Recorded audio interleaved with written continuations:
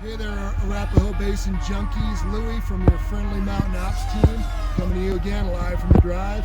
Standing next to Phil Notebart, he's our project manager from the Lake Palma team. Phil and his crew are making this all happen. Instead of me rambling on about it, maybe Phil could take over and tell you where we're at. So today we're graining the bottom of Lenawee. That'll be the drive.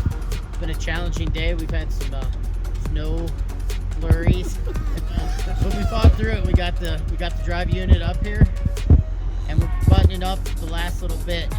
So after we finish up the drive terminal here at the bottom of Len, we'll set up and get ready to pull our haul rope, which will entail pulling a pilot line around, connecting that to the winch, and the other end to the haul rope, and we'll just basically winch it around the whole line up through the return station and back down.